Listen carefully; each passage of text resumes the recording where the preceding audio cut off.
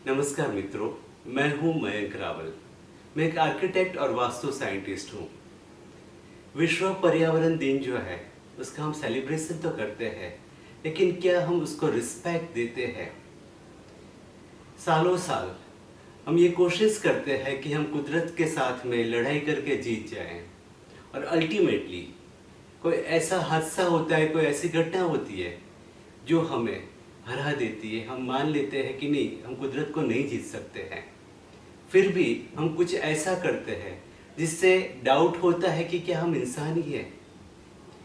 ऊपर वाले ने जो सारी रचनाएं बनाई, उसमें से श्रेष्ठ रचना जो है वो मानव है, ऐसा मानव कहता है। लेकिन हमारे वेदों में कहा गया है कि जो वृक्ष है वो कुदरत की श्रेष्ठ रचना है, क्योंकि वो पूरे एनवायरनमेंट को प्योरीफाई करता है। मानव ने क्या किया है? वृक्ष को काटा, आसपास जो भी चीजें हैं, जो भी जीव है, उसका उपभोक्ता वो बन गया। उसने कुदरत को रिस्पेक्ट नहीं दिया। तो कुछ लोगों ने ये भी कहा कि ये जो वायरस है वो इंसान है, क्योंकि पूरे एनवायरनमेंट को वो डिस्टर्ब करता है।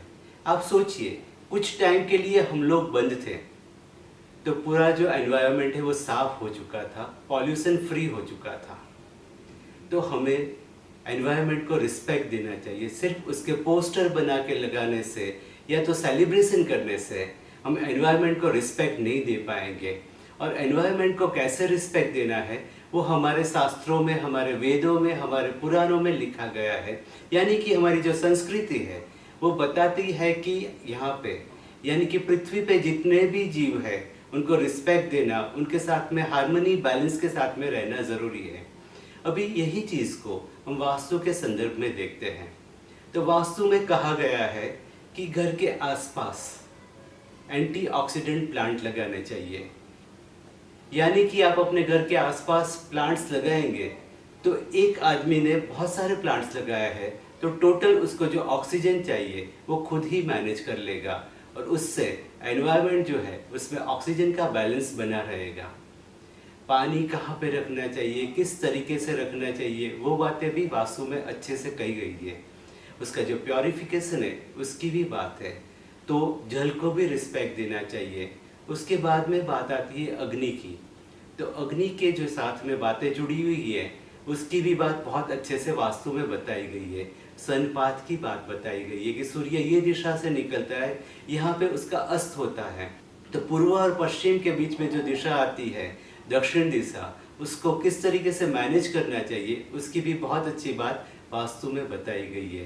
पृथ्वी का जो एंगल है वो एक तरफ झुकी हुई है, उसको ध्यान में रखते हुए उत्तर दिशा का प्राधान्य हमारे वास्तु में दिखाया गया है। यानी कि वास्तु में बहुत सारी ऐसी चीज़ें हैं जिससे हम नेचर के साथ में हार्मनी से रह सकते हैं। तो वास्तु जो है वो इंसान का, उसके एनवायरनमेंट के साथ में जो रिलेशन है उसको अच्छे से बैलेंस करता है। यानी कि हमें अच्छे से जीना है, हमें अपने एनवायरनमेंट को रिस्पेक्ट देना है। तो हमें हमारे शास्त्रों को, हमारे ग्रंथों को समझना पड़ेगा, और वास्तु अगर हम समझ जाएंगे तो एनवायरनमेंट को हम रिस्पेक्ट जरूर दे पाएंगे। Thank you very much.